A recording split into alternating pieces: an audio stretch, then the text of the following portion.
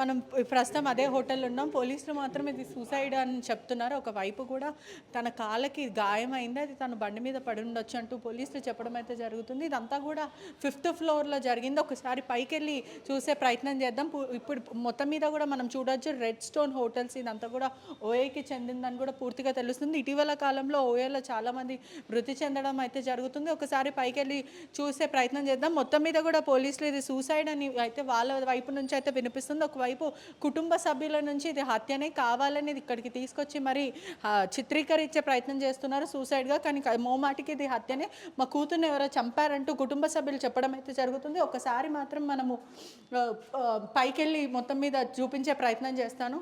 ప్రస్తుతం మనం 5th ఫ్లోర్లో ఈ ఘటన జరిగిందని చెప్తున్నారు. మొత్తం మీద కూడా క్రైమ్ సీన్ కాబట్టి ఎవిడెన్స్ కోసం, క్లూస్ టీమ్స్ కోసం పోలీసులు ఆ రూమ్ని సీజ్ చేయడం అయితే జరిగింది. దీంట్లో ముఖ్యంగా ప్రధానంగా ఆలోచించాల్సిన విషయం ఏదంటే సూసైడ్ చేసుకున్నప్పుడు దెబ్బ ఎలా తగులుతుంది అంటే పోలీసుల వైపు నుంచి అది బైక్ యాక్సిడెంట్ అని చెప్తున్నారు ఒకవైపు. కానీ అయినప్పటికీ ఆ రక్తం మడుగులో మొత్తం ఆ అమ్మాయి ఉంది.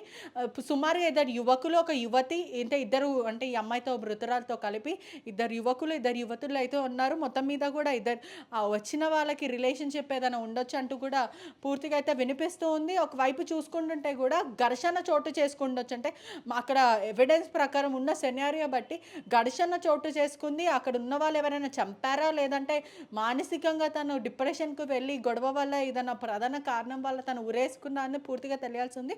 ఒకవైపు పోలీసులు మాత్రం బైక్ యాక్సిడెంట్ జరిగింది అందుకే రక్తం పడింది అంటున్నారు. కానీ చిన్న బైక్ యాక్సిడెంట్ ఇట్లా గీరుకుంటేనే మనము టేప్ పెట్టడము, ఫస్ట్ ఎయిడ్ చేస్తుంటాం, లేదా ప్రధానంగా స్థానికంగా ఉన్న హాస్పిటల్కి వెళ్తుంటాము.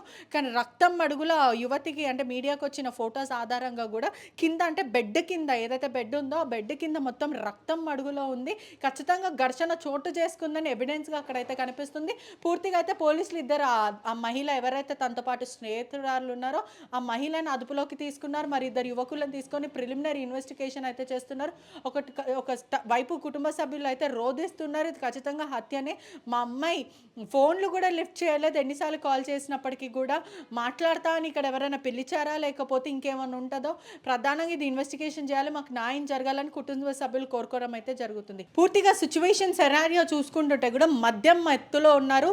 అక్కడ ప్రధానంగా కూడా బీరు బాటిల్ దొరికాయని తెలుస్తుంది. ఘర్షణ ఖచ్చితంగా చోటు చేసుకుందనేది క్లియర్గా ఎవిడెన్స్గా అనిపిస్తుంది. అంటే ఆ యువకులకి మరి యువతులకి ఏదైనా ప్రేమాయణం ఉందా లేదంటే వీళ్ళిద్దరి మధ్యలో ఏదైనా ఘర్షణ చోటు చేసుకొని మాట్లాడదామని చెప్పి ఈ హోటల్కి పిలిచారా అనేది పూర్తిగా పోలీసులు చెప్పాల్సిన విషయము. ఇన్వెస్టిగేషన్ వాళ్ళే చేయాలి. కానీ మొత్తం మీద కూడా ఇది సూసైడ్ అన్నట్టు ఎటువంటి ఆధారాలు అయితే కనిపించట్లేదు.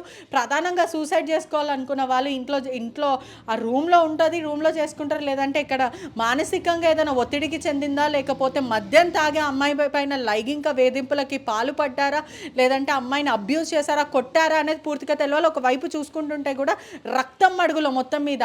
అదేవిధంగా రిసెప్షన్కి సంబంధించిన వాళ్ళు కూడా ఇక్కడ లేరు, వాళ్ళని పోలీసులు అదుపులోకి తీసుకున్నారని తెలుస్తుంది.